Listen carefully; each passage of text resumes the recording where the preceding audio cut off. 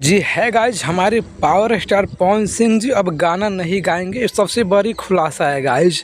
और गाइज मैं बता दें, इसका रीज़न यह है गाइज कि अब पवन सिंह जो हमारे हैं हीरो, जो कि इसमें बूढ़े होते जा रहे हैं और जो कि उनको चुनाव में ऑफ़र मिल रहा है कि आप हमारे सीटों से लड़िए। तो इसी की वजह से पवन सिंह ने एक बहुत ही बड़ी खुलासा किया है कि मैं जब तक गाना गा रहा हूँ तब तक गा रहा हूँ, लेकिन मैं बहुत जल्द गाना को इस लाइन को छोड़ दूँगा, क्योंकि मुझे अब इस लाइन में बिल्कुल इंटरेस्ट नहीं है, क्योंकि मुझे चुनाव में जाना है। और उन्होंने ये भी बताया कि मैं जो भी हूँ इस गाने के वजह से हूँ, क्योंकि मैं जो भी जहाज़ से बना हूँ मैं अपने गाना गा कर ही बना हूँ। और दोस्तों इसी के वजह से पवन सर जो कि गाने को भी मतलब वो बीच जंजाल में फंसे कि मैं क्या करूं दोस्तों।